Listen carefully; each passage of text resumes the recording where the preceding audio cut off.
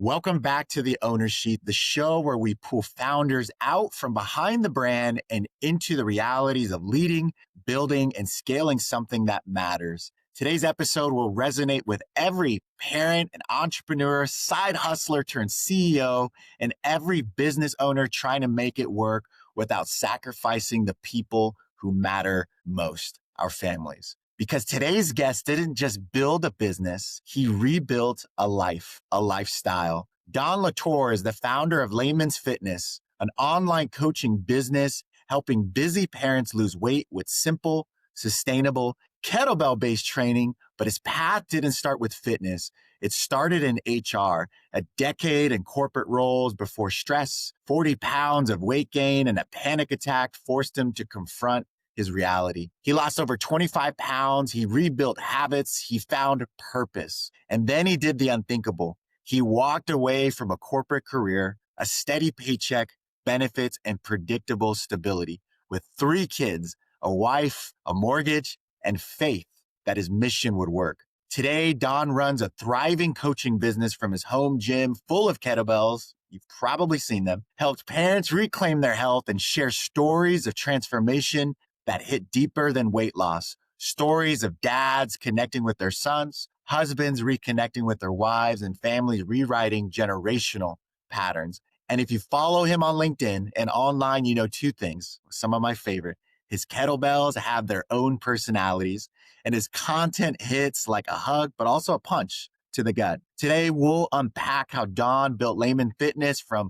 $696 a month to a full-time, very successful business, what parents really need to succeed in health and in life, how faith, family, and fun anchor his philosophy, why simplicity beats intensity every time, and the business lessons behind scaling an online coaching brand without burning out.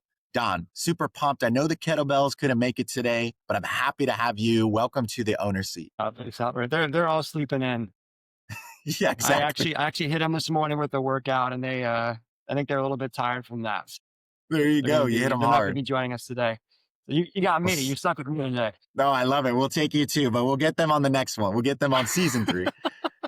Well, I appreciate you. I've been following you for some time. I'll tell you, I love your posts. 1, how authentic and how real the stories are. 2, the humor that you lay in, and you make fitness fun. It's an industry that can be uncomfortable and intimidating. And I feel like you drop down those barriers. And obviously, the people that work with you get results. And I'd love to kick it off there. I mean, can you walk us through and take us through that moment everything changed? I can relate in a lot of ways when you speak of panic attacks and weight gain, and then realizing you need to make a change. Like what happened there? What clicked? Yeah, good question. So that goes a little bit of my story. Undergrad to grad school, I was about 3, 4 years into HR, which is the career path I chose. A lot of things happened. I had my oldest in 2018. And I was probably a skinny, like 160, like lean, but just kind of skinny. Didn't work out after she was born. And so I did a bulk, and it was a bulk gone bad. So it ended up being like 40 pounds in like 2 years. And just, like Oh, I've always been pretty active, but it was the first time that I realized that I've got some like I'm not healthy. And other people started telling me that, like my mm, brothers started mentioning it, little comments, hey, do some more cardio or all that yeah, kind of yeah. stuff. But I'm pretty stubborn. Actually, I'm very stubborn. And so all of that happened without me making kind of a deep look at like what I was doing and wasn't doing. And so I put off a lot of changes I should have made earlier, like Right. sleep, like eating well. I was caffeinated all the time, 5 hours of sleep, that kind of stuff. And it just snowballed. It just snowballed. And eventually it was me in my backyard, like having a panic attack in 2020. I'm realizing for the first time that my health was directly impacting my wife, was directly impacting my kid. I wasn't able to work that day. I was like, this is all my fault, right? Like, it's like, Yeah. these are my choices that got me here. Right. And so that kind of spawned this idea. Okay, what do I do? Like, how do I do this sustainably? I was still working, had all this stuff, a lot of responsibility, but I needed to make a change. And so that just like kickstarted the journey for me. It was just, like, it could have been worse. Like, I realized that my story, even though that's what happened to me, it could have been a lot worse. But it was enough Yeah. for me to realize that I needed to kind of make some changes. And so That's that's what so kind of cool. kickstarted the whole path for me. Yeah, it's so cool to just kind of walk through that with you, and then you realize there's like this inflection point of reflection. 1 being your body manifested something physically, right? I could relate with that. I've talked about it on multiple shows where I developed, actually it's funny, right after my first kid. I don't know, maybe it's the kiddos, but I developed a anxiety panic disorder Mm, because of some of the lifestyle choices I was mm. making. And like you, had to make a tough decision, not only for myself, but also so that I could provide and lead the family. And so as you started taking action, like what did that look like as you started to drop the weight? And I'd imagine you started to feel better. What did that look like? And how has that shaped the framework that you use on those that work with you? Yeah, good question. So in that time, we actually moved, like we located geographically. So we moved from Ohio to Houston, which is where we are now. And so I went through all the relocation plus a job change right after all that. So it wasn't Wow. like we're going to focus on health. It was no, we've got all these new responsibilities, this new job during COVID,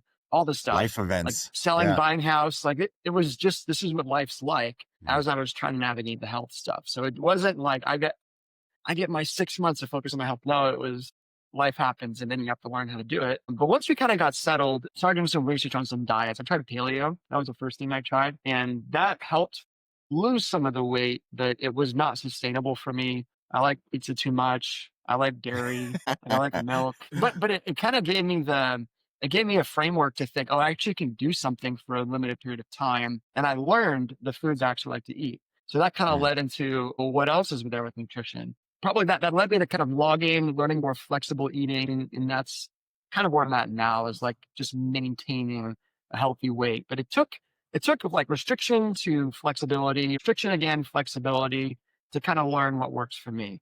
Yeah. So it was kind of like a 2 3 year process. On the training That's so side, good. always kind of had a home gym because I was always commuting. And when you're working that much, plus a 30 40 minute commute on the both sides, a gym just becomes something that it was another commute. It was another time in the car. And it just didn't work for my life. So always kind of had something in the home gym, but I got bored of bodyweight dumbbells, just flat out Mm. bored. Like I needed something different. And so one day I think it was around that same time, was doing some late night Instagram scrolling and came across some guys stringing around a kettlebell. And I was like, that was kind of fun. I have one. And so I tried it and was just terrible at it. Like it just wasn't clicking for me. But it was interesting enough to where it felt a little different and it felt like kind of fun and dynamic. And I was on my feet and I was moving around. And so that ended up being like a whole year of just learning everything I could about kettlebells. Like read tons of books. I got a certification. Like I went deep on it. Love it. And that started to become All in. because I liked it. And that eventually started to become the main feature of my own training personally for about 2 years. So that was kind of my 20 like panic attack to like, okay, I've got this kind of thing that I like figured out. So that was like 2023.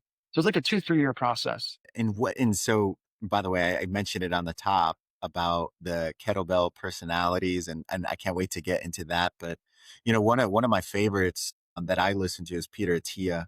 He talks a lot about functional training and hinge movements, Mhm. specifically with the kettlebell. Can you walk us through just why? Like, obviously, yes, you brought back the fun in the kettlebell, but why the kettlebell? And what did you start seeing not only for yourself but for those that work with you? What were some of the transformations? Yeah. So um I would say, like, for me personally, I pretty much followed like kind of like a classic split for a long time. So, like, your push pull legs, and most movements are just one or two planes. So, your frontal plane, or your like kind of like maybe a little bit side to side, but you're mostly like in this zone, and maybe you're moving a little bit this way too. Like, you're not moving a whole lot. And I just kind of got stale. And I, especially like lateral lunges, just for example, like those are hard because I was never moving myself in different directions. So I started training with a kettlebell, and all of a sudden I was moving my body every direction, and it Mm. just felt different. And it started to kind of be like, oh, there's it's fun, but you can also get really strong with this. Like when I started doing get ups, and like I was doing 35-pound get ups and 44-pound get ups and 53 and all the way up to 100. Like I've never in my life thought I'd get 100 pounds over my head. So it kind of checked some of those boxes where I Yeah. felt active and athletic, but also strong. And that was the unlock for me. And I think what the kettlebell solves for someone like me as a busy parent, doesn't have a lot of time, is working and trying to figure out, okay, I've got to do the fitness thing, but I don't Mm. I don't want to go to the gym. And if I do, I don't really know what to do when I'm there. and I don't even like the movements on there. The kettlebell brings that whole gym into one equipment, like just everything you can do, Yeah. all the movement patterns you can do with the kettlebell, the hinge, the push, the Ton of pull, the movements. squat, the carry. You can do all of them with one movement or with one piece of equipment. And they're scalable. If you start with the 20 pound, 35 pound, then you do the 44, 53, all the way up as high as you want to go. And it just makes it convenient for the parents they're going to work with. Most of the workouts can be done in 30 minutes. Hmm. Like when I start with someone, it's 30 minutes, 3 times a week with one piece of equipment. That's all you need. So it just simplifies things. It's not, okay, Yeah. I need to craft my home gyms, $2,000, $5,000 and build it. No, just one piece of equipment, 30 minutes, show up 3 times a week, and then just watch what happens. And about I love it. 3, 4 weeks in, what I've noticed is that 35 pounds starts to feel really light. And it's that click of like, oh, I'm actually getting stronger. Mhm. Okay, what's the next kennel? Like, can I do more with what I'm doing? And so that it helps someone simplify things and get started, and to give them enough wins so that they can realize I can get really strong with this thing. So Yeah. I've had some guys, go 88-pound get-ups, 100-pound get-ups, and it's just fun to watch. It takes a long time, but it's just, you don't, it makes this more of like, I can bring strength home, and it'd Sure. be enjoyable at the same time. It's like what I'm getting from you is just one, consistency, simplicity. You're overcoming the time aspect, right? 30 minutes, Correct. right, is not you could fit Yeah. that in, right? Yeah. And then I love what you're saying around just the consistency part and even gamifying it in a sense. And I was so curious, and I saw multiple posts that you put on LinkedIn while you're going through these life events, right? Let's call it what it is, right? You have a new home, you're moving, changing jobs, starting a business, and you can relate with a lot of the parents out there. I love what you say, business parents. Can you walk us through those first 55 texts? Because a lot of people, when they start a business, they think, man, I need to go and invest in all of these tools, and I'm going to go get a Zoom info, and we're going to build out this robust sales pipeline, maybe even AI Mm. agents, and spend all of that money. What I love about what you posted is no, I'm going to go my existing circle, grassroots, and I'm going to start there. Can you walk us through what that looked like? How was that as you were building this business? Yeah, sure. Happy to touch on that. So that around 2023. So again, this is like kind of the next stage of the health journey, if you will. Like I was already writing about a lot of this online. I was blogging about this, and I'm a Christian. So I was like trying to picture, how do I figure out like my faith and fitness as it interrelates with each other? So I was writing about a lot of that stuff I was Okay, I learning. love that. And so I had a little bit of an email list, kind of like, a few hundred people, but like very engaged in reading the stuff I was writing. And it came to a point where I had a bunch of different businesses happening at the same time, and I had to pick one. So like already kind of entrepreneurial, a lot of stuff going on. But how it all started for me was, is entrepreneurship one, the one thing I wanted to do? Like, is that actually what I wanted? And if so, like, how do I make this so that I can actually see if I like doing it first? So what I did was I texted like 60, 70 of my friends, hey, I'm doing this free kettlebell thing, 3 months. If you want to do it, just let me know. But all I want is a testimonial in exchange for that. So 8 people said yes to that. So that was, it Wow. was free. So for them, there was no risk. And for me, I actually got to learn, do I actually like this? Like, do I Mhm. actually like this? And kind of the tech morph, like as it went on, like all my workouts were all PDFs at first, which is a terrible idea because it's frozen. But like that's how I was delivering it, all through text and WhatsApp. And then I was like, okay, maybe I need to professionalize this if I want to charge for it. So I went to a software that had everything there. There was a video feedback. If someone's learning the kettlebell movements, they are different. So I was giving them feedback every workout. They film 20 seconds of a movement, send it to me, I'd break it down for them. So it was very like rudimentary, but it was enough to be like, okay, what's my system going to look like? What am I actually delivering? Can I package this? And it was a 3 month process of like, okay, I think I have enough now. I've got a little bit of testimonials too. Guys have had some success. I've got all the reviews I can post now. And then that kind of geared me up for, okay, how do I launch this? So good. It reminds me of a couple books, The E Myth, which for some reason, I don't know if I've been talking about it. So social's picking up on it and just like creating ads for me, or at least posts that I'm seeing. Like I was just chatting about this. The other one is The Lean Startup, right? And Hmm. it really goes through exactly what you just were explaining is your MVP. you're a minimum Correct. viable product. It's like rather than trying to create this robust plan, and I'm all about planning, due diligence. Don't hear me Mhm. out here for those listening, right? But then there's also a time for we need to get it out to market to see what is the feedback, similar to what Don did, right? And get this feedback loop. So one, you can temperature check yourself, which you were mentioning. Do I like this? Is this how I want to do it? But then from a customer side of things, like what are they saying and how can I go improve package, deliver, all of that stuff. So I think that's really cool that you walk us through that. I really appreciate you bringing up that you're Christian and speaking of your faith, because I know that's very important, including family being Mhm. at the center. And so I want to switch gears there because I'm sure people picked up on it at the top here is you left a six-figure job with three kids under six. Yeah. How was that experience? How'd you do that and how'd you prepare for it? Great question. It's funny as you were like saying my intro, I was like, man, you're making me sound way cooler than I actually am. But like, I You're guess very that's the cool. story, right? It's the Like, I story. It's guess that is amazing. in reflection. Yeah. Going back to 23, kind of went through the health thing, was a bunch of different businesses. I was at a point where I realized I really like entrepreneurship. I didn't know what vehicle it would be that I would use, but like just all the fascination. Like my wife and I would like we had a sports card little hustle. We would buy and sell flip sports cards. We had clothing we would sell. We did Etsy, Sure. a bunch of different stuff. And so there was this kind of like burn for entrepreneurship that started to grow over. It took a few years, but it was like I kind of came to grips. Okay, this is something. Am I actually going to do this, or am I not? Like I can't play both. And then my third baby came for us. Became very clear I couldn't do it all. And so, kind of as we were building this entrepreneurship interest, we started to save a lot. I thought maybe at some point we might do this thing. And so we saved enough to where I felt like the business can make absolutely $0 and we could float still for a few months. And that's always been kind of the number that I focus on is like, how long can I go if the business Runway. makes nothing? Zero. And that's the risk tolerance. So for me, it's not 3 months.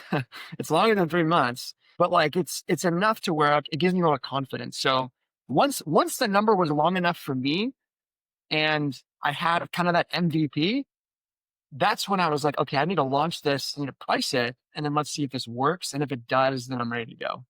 So that's kind of how I thought through it.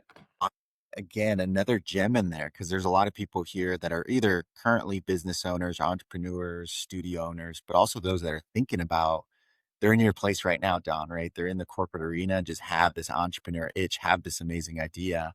So we talked about the MVP piece. The other disciplined approach that you just brought up is, okay, how much cash runway do I have if I were to Mhm. be at zero in top line revenue as I'm testing these things out and getting this feedback loop?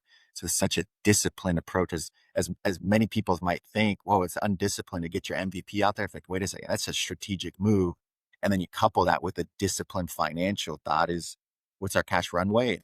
How long do I have to prove this concept out? So, Yeah. so good. Yeah, I appreciate you walking through that. And how did you do this? Like as you're testing your MVPs out there, you're getting with people, you're getting your feedback loop, you put together this financial business plan in a sense, right?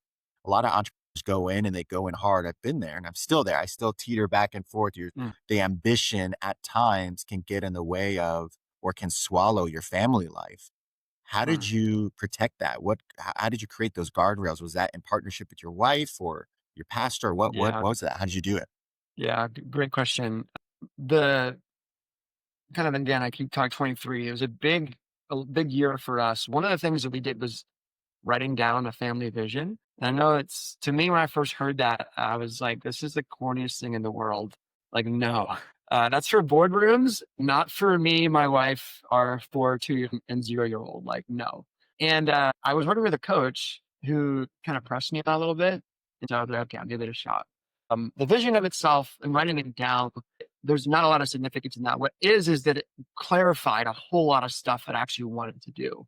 And so that was really helpful. So my wife and I essentially got on the same page about if we're going to do this, here's where we're going. And there's going to be some sacrifices along the way for a short period of time. That if we can kind of get through that, like we're going to get there. So once that was clarified, it was okay. Now we've got to try to build and launch this. I don't know how long this is going to take, but maybe 6 to 8 months, maybe longer, maybe not. So for the first 3 months of 24, where I was working the full time job and I was putting together this MVP, it was a lot of work. Like I worked before I started, worked my full time job, So I was in the 4 to 7 a.m. club or whatever, in the morning. And then when the kids went down to bed, like 8 to 10, and that's what life was like for like 3 to 4 months. You see if I actually like this. The benefit of that though was that as I was doing the work, I actually started to like the work I was doing outside of my job more than my actual job. So that was a motivator for me.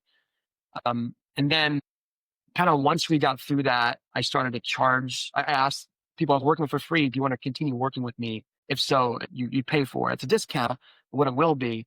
And like half said yes. And that was the light bulb for me. Like, oh, this actually might work, you know? And so that kind of, again, that brought in the next kind of 3 months of focus. And I ended up leaving my job August of 24, which is like the best I've ever had. Like, I love Yeah. the people I worked with. I still do, still keep in touch, and just it's an awesome company. It became like, it was entrepreneurship or not. Like, there was, what is it you Yeah. actually want to do? Because we had that vision clarified, we knew where we were going, and now it's like now we kind of have that little bit more lifestyle flexibility that we wanted to, a year, 2 years ago when we drafted that. It paid off. So cool. Well, I like what you post about, right? And it's just a good reminder. Please keep doing this because it's a reminder for me and for those that I'm hoping they've already have connected with you on LinkedIn or those that will after this. But you post a lot about pizza nights and campfires and Disney movies, and you've created some of these Mhm. non-negotiables to protect your family time. And then I really appreciate how much you dive into your faith. And I was curious, how has your faith almost in a sense influenced the way you serve others as they work with you or even lead others in your community or within your business? That's a good question. So I think with fitness, you have to dig into the why of like, why is fitness important to you? And I think for me, I can't separate that from my faith. Like, it becomes impossible the more I dig into what are my actual reasons I want to be fit and strong. Like, what is it? And for me, it comes down to I want to be active for as long as I can to do the things I feel like God's called me to do. Like, that's essentially what it is. And a lot of people share that too, of other Christians. And so it's actually drawn in a lot of Christians that I get to work with, which is great. Like, happy to work with anyone, but like, it's when you're like minded like that, it becomes a lot easier to address some of the whys. So that's the key primary influence. I think very practically too, like, fitness is not everything for me.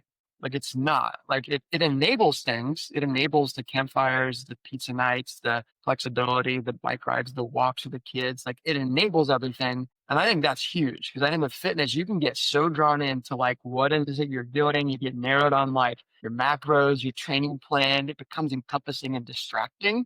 And for me, it's like, it has been like that in the past, but for me, it's way more about lifestyle. And I think people resonate with that. I think people who want to be Yeah. fit and want to lose weight, they don't want fitness to kick over their life. Like, they want it to be a part of their life. And so that's part of the, I think the messaging too is like, you don't, you don't have to like, it doesn't have to absorb your life. You can be fit and you could do other things that fitness allows you to do. So I think I that's, yeah, go ahead. was gonna tell you, I was gonna say, yeah, because I see that in a lot of the posts that you mentioned too, and I could hear it in your tone. And that doesn't just go for fitness, but even owning a business, right? Yeah, Where you don't let it consume, we don't idolize it, right? We don't that's let the it right word. consume Yeah. Yeah. and make it our identity. It just happens to be part of our life, right? And then there's our Mhm. family and there's all these other important things, our faith. But I appreciate that it's just good reminders. I know you're doing it for yourself as much as you're doing it for all of us following on there, but it's super helpful. So I really appreciate it. You are really good. And I don't know where this comes from because, as we were talking about it at the top, you came from a human resources background. Where did you learn to tell stories? Because some of the transformational stories that you have with your clients, the way you express them and share them, it's very captivating. It's actually really inspiring. Where did this storytelling come from? And then can you just walk us through, like, I know you're big about steps, you're big about nutrition and budgeting, obviously movement. Can you walk us through some of your favorite transformational stories that you've had for those that have worked with you or continue to work with you? Yeah, no, happy to. Okay, so it's like the communication piece, if you will, like a lot of ways to tell stories. In HR, it's unavoidable that you're going to work with people. That is the job, and you hear a lot of stories, and you tell a lot of stories. And so, I think that's one of the things that over a long career in HR, you just compile a lot of stories and working with people, and those become some of your career moments. So I started thinking that way, like especially when we interview, for example. When I'm interviewing, I'm looking for the story. Like, tell me the story of the thing you did that one time. So when you're interviewing like that over and over and over and over again, you know kind of what to look for with the story.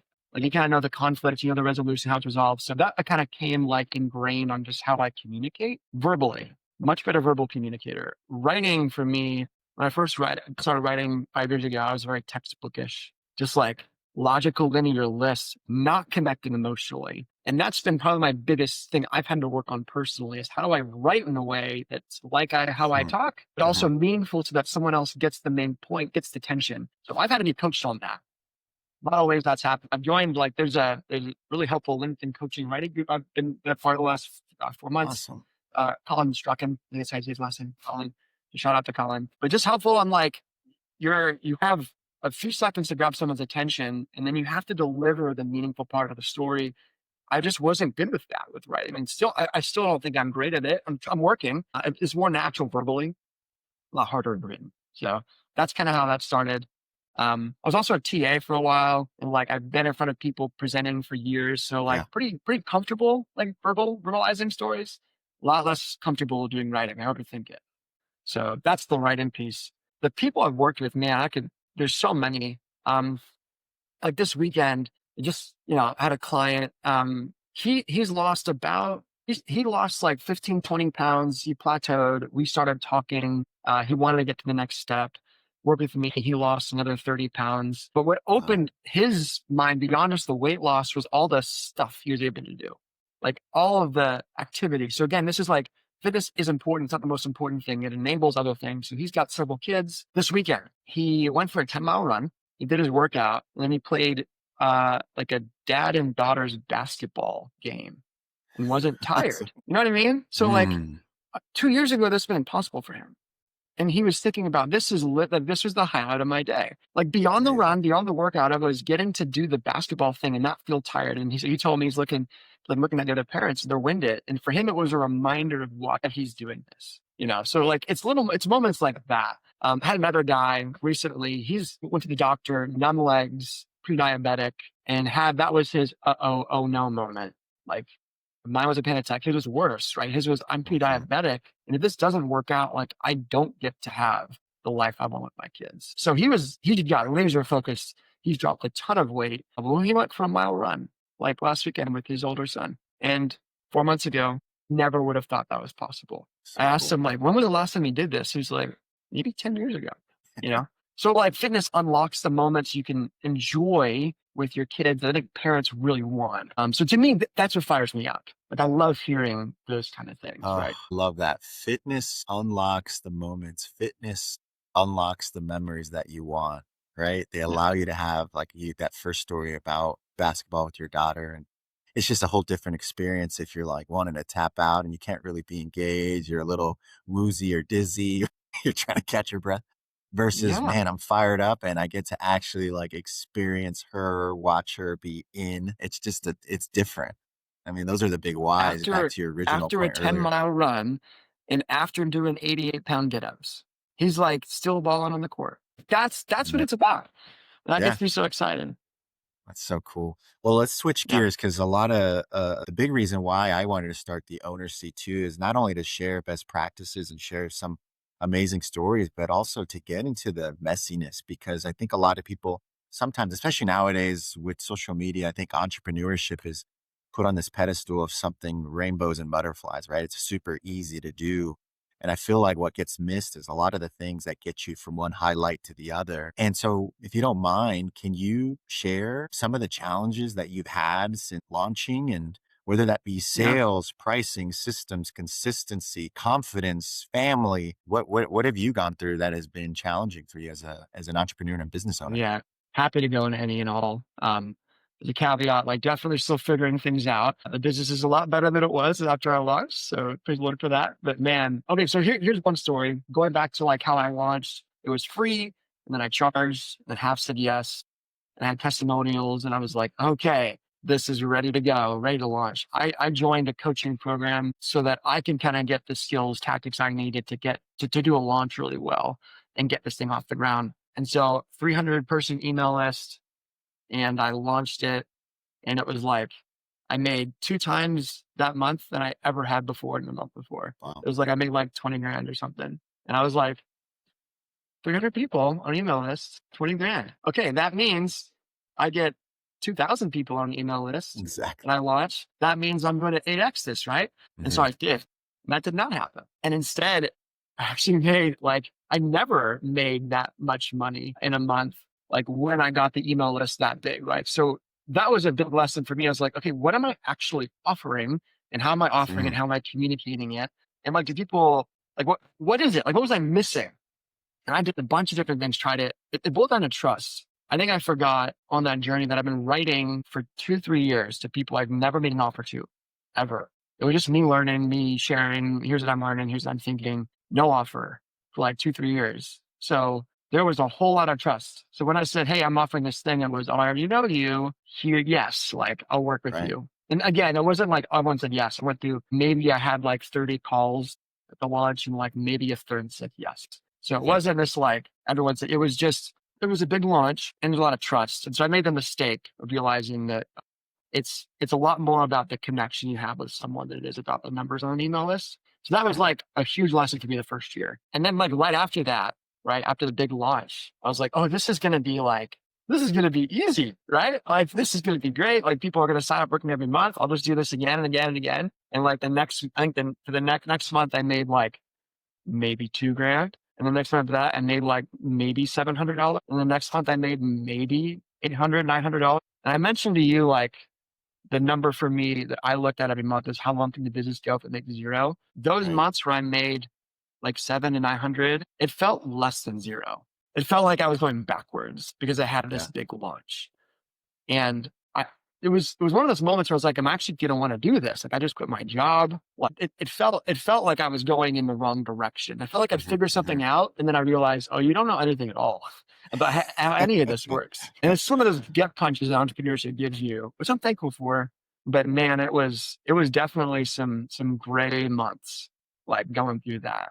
And I'm So so if those glad you come to mind shared that. immediately, yeah, Yeah, I'm glad you shared that. I've told this story before, but I come from a long line of entrepreneurs, and my dad, I think what he was trying to tell me is, "Hey, there's some highs, but you're gonna get those dips as you're figuring everything out." And he would say, "Mijo, son, you don't want to do yeah, this. Like, mhm, go get your education, climb up the corporate ladder," which I did, and all of that. But I still had this itch, and I soon found as I jumped into the entrepreneur land is, oh yeah, like, there's it's not always on mhm. the high. You have some great learning lesson valleys as well. So I appreciate you sharing that. I could totally relate. And so as you're fixing everything, right, you talked about something really important, positioning, offer positioning, right? And then also trust. And I think with all of this technology out there, hyper personalized marketing and messaging and all of that, AI, automation, what you mentioned though, the foundation is trust. It's the experience and your consistency, your relationship. So what have you found? You seem like an innovative guy. Like in fitness, what can automation and AI be used for? And then where do you feel like the human relationship is just you cannot touch it? That is a hard line. That is not automated or AI generated or what have you. That's a good question. So I think I'm still learning kind of my own like voice when I'm writing with marketing. Because actually, I view every post as an opportunity for someone to get to know me. Kind of like, do they like me?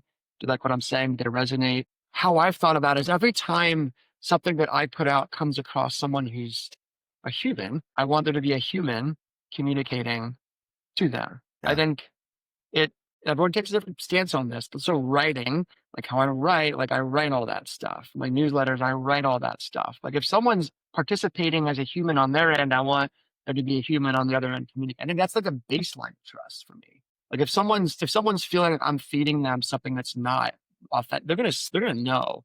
And every time I've done that, like it's very clear. It's very clear someone's receiving it that way. So for me, like that's like how like, I would say like my how I've shut in business, someone who's kind of more top of funnel. Like I want that all to be me interacting with them. And then when someone joins the program, it is all one-on-one communication interaction. Like Mhm. it's asynchronous to some degree because I think you can work that out with a coaching program. If someone's giving me their trust and their time, I want to make sure they're getting that in return. too. Yeah. That works for me right now as a solo owner. Like, I don't know what that's going to look like down the road with scale and all that. But like, as boutique as it is right now, like that's kind of that's where I am in my phase of business. No, I appreciate you sharing that. And kind of switching gears as I was thinking about it right now, as you're speaking about just ownership, how do you set yourself up? What are some of the, well, let me put it in two parts. If you were to make if you were to go back in time and do something different from a financial perspective, speaking to your business, what would you do? And then for today and moving forward, how do you make sure that you have the right financial planning and forecasting and all of that? Like, how do you put that all together? Are there any tools you use, or is there any philosophy that you have around the financial side of operating your business? So if one of the things I would have changed if I could have gone back was I probably would have not launched like I did. Although it was great and it made like, I had a great month. I wish I was as patient then as I was in January. In January, my mindset was like, I've got to build this MVP and make it good. In March, it was like, okay, now I'm charging it. I wish I went from kind of the next quarter, like, okay, how do I make this a little better? And maybe that means like I'm not gonna position my product as premium with the high ticket coaching. I figured it out, like I got there, but I wish I was patient for like another 6 months. I think I could have got more testimonials, more people I worked with. I think the product would have been much better. And I think that would have just set me up for the next year with a lot more of a stable revenue. I think it was like massive spike and then down because I hadn't figured out the marketing side yet. When I was patient with it, I could have done that in tandem. But that was one. If I could have gone back, I'd been like, I wish I would have been more patient, not rushing to a launch, but like, let's make this product as good as I possibly can first. Yeah. Like that's one thing. The second question was, remind me of the second question you Yeah, asked. second question is more About, forward looking, like today and oh forward yeah. looking. How do you plan the financial side of things as a business owner so that you're thinking about cash flow, you're thinking about revenue, expenses, all of that? Yeah. So one of the benefits of doing like an online coach is it's the overhead is so low, like the cost. It provides flexibility. So that's one thing that's nice. Like I don't have to worry about equipment, inventory, any of it. It's just very simple. I've kind of dialed in the tools. I only have a few that I really like that deliver, that are valuable, and it's not a lot per month that the business needs to operate. So that means for me, a lot of the forecasting is like, how do I think about like the revenue goals? And I've got like pretty simple. It's like just good, better, best. So like good, here's like the minimum I'm shooting for. Better, more than that. Best is like kind of what I actually want. And then like if I kind of hit somewhere in there, if I hit somewhere in that zone, it's gonna be good. And about every year, I've adjusted the floor. So it's okay. I've got to get better this year. So now the good goal is, or the better goal is now the good goal. The better goal is now the good goal. So I have to force myself to kind of get better and better and better with it. So pretty simple. So it's mostly just like revenue. Like, what are the Yeah, targets? And then what are the things I need to do regularly so that those things that can hit? I think that was figuring that out was the hardest part of year one for me. for Like, what sure. are the actual things I need to focus on? Like, I thought it was email. Not really. Like, I thought it was Instagram posts. Not really. Okay. Like, what is it though? What's the secret? And there's not really a secret. It's most of us getting someone a really good experience, the best experience I possibly can. It's not perfect, but enough to where other people tell other people about it. Like Yeah. that's helpful because that's referrals. The other Mhm. thing is just showing up consistently over and over again and clearly articulating what your service is. Like what is it someone actually gets when they work with you, and getting that feedback, is that resonating? That's been really helpful because that helps with the marketing side. So it's really that. That is so good. So many gems right there. Well, I got one last question for you. You have a lot of people on this show, many business owners already, but many that are in the corporate arena like I was and are thinking about jumping into the entrepreneur life. What is your best feedback that you feel like you can give them while also considering and protecting faith and family? Christian. Um, I mean, just again, like kind of what worked for me was kind of aligning what your vision is, like what's your mission, and how I think about that is like write out a perfect day in 5 years. What does that look like? What does that feel like? If you're married, what does it look like for your spouse? Like, what does she feel the perfect day is in 5 years? And then talk about it. And you're gonna get pretty close to kind of what you actually want. So that's very practical. we started very practically. So we had a sense of what that looked like. And then it's just assessing, can your job help you get there? And maybe it's yes. Maybe you just gotta figure out there's other roles you can be and do that allow you to get there. And if the answer is no, then why is that? So for me personally, it was I wanted to be able to have way more flexibility with my time than I did. Like I wanted the flexibility at 11 o'clock to like dip out and be like, I'm gonna go be with my kids for 30 minutes, right? So that meant like if I was in an office, that'd be almost impossible. If I was remote, it would feel like this tension all the time to be like, I should be doing my job, but I'm not. Like it's just all the head. I just couldn't deal with that. So for me, it was like entrepreneurship might provide that. And then the next question is what's going to utilize your skills and your network. That's the other piece I give you. Like I started this thing blogging to the internet, which is not a great place to start. I wish I started like I did later on, which was who do I know and what do they need and what can I give them? That's way easier to start. So like I wouldn't try to materialize this vague idea of what you want. Like what are the people in your life? Like what do they actually need? And like can you offer that to them? Because they're probably gonna be your first yeses, not some random stranger. Unless you got like a grand slam offer. Unless the offer is so good, it's like everyone wants it. And you're just Right. like meeting demand. So it's mostly just like what are you doing now? And like how do you figure out if what you're doing now is where you want to go? And then just looking at the people you know and say, how can I meet the need? So that's how I wish I would have done it. No, it's really You know? good. And I hope people rewind that because there's a lot of, I love your curiosity and how before taking action, you ask a lot of questions, like the Socratic method almost, right? Yeah. So it's really good questions that, that you just gave us to reflect on as you're considering, thinking about, or trying to figure out how I go do this. Well, there's some questions that Don gave you. Don, this was so good for listeners that want to learn more about you, that are interested in your coaching or interested in getting to know those kettlebells that you like posting about, or just wanting to figure Yeah. out how they can go and replicate kind of what you're doing and how they can learn from you to learn about the watch out fors or the stay away froms and Mhm. focus on the here's what you should go do. What's the best place to connect with you? Yeah, probably LinkedIn. You know, like I got on LinkedIn a few months ago, realizing that my network is there.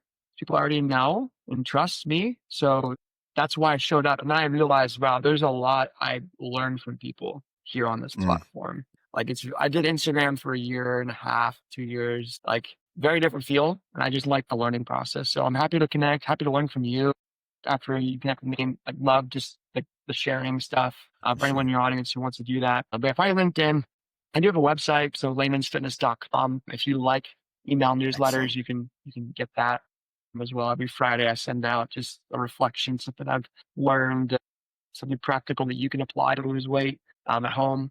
So that's probably the best place, LinkedIn and my email. Good. Check him out on LinkedIn. It's Don LaTorre. And then you have laymansfitness.com. Is that laymansfitness.com? We'll put it in the Yeah, show notes as laymansfitness.com. well. And then for all the owners listening, and if you're new to the show, if you're trying to scale without sacrificing your family, similar to what Don was chatting about here, which is so good, and your faith.